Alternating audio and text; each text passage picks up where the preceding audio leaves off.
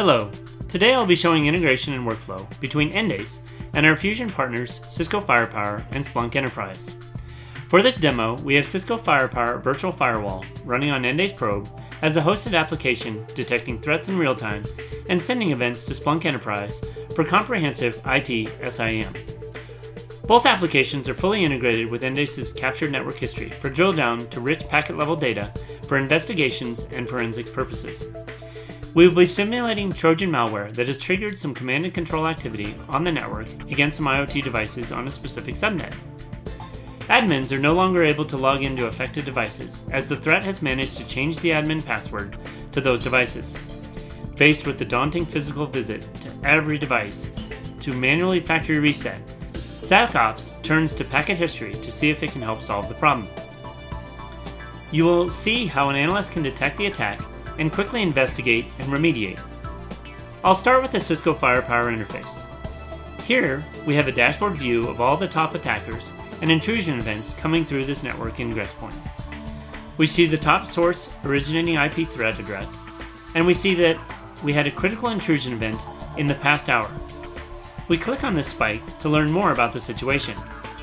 We quickly see that Firepower has detected the Trojan malware and has 10 instances of it on this IDS. We can quickly see the details of this instance, including source and destination IP address, traffic type, and the rule in place that triggered to find this threat. From here, we could pivot right to Endace to get more information on the network traffic or packets themselves, but first we use Splunk Enterprise to handle all IT security information. So we want to see if there are other associated system security events that may have been triggered so we have a full understanding of the issue.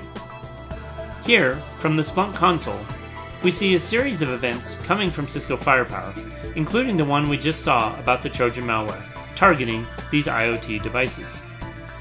We don't see other system events yet, so we drill from the Splunk event to Endace Vision to learn more of what was happening on the network. From Endace Vision, we focus on the source-destination IP pairing and look at all the traffic happening in both directions. From the conversations frame and the traffic frame, we can see the number of sessions, the length of the connection, and the amount of bits transferred back and forth. And we see the traffic was all HTTP application type of data. Drilling into the packet level data, we see the initial HTTP post exchange was the login to the IoT device itself, where we see HTTP protocol form fields with our valid admin user and password. As we move to the next larger frame post, we learn that the device is now in the configure form, where the malware is reconfiguring the device and changing the password to being reset to I have you now. We now have concrete, actionable information that allows us to quickly script and regain control of our compromised IoT devices.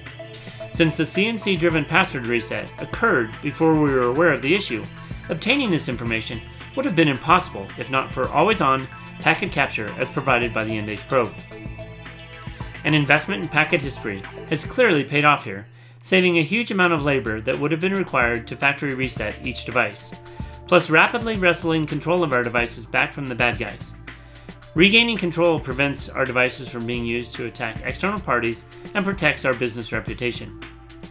Through this threat hunting process, we continue to trace the footprints of the attacker and remediate any other damage. In summary, you have seen how quickly we can detect and fully investigate a threat using the integrated Cisco, Splunk, and Endace solutions. I hope you've enjoyed this short video, and thank you for watching.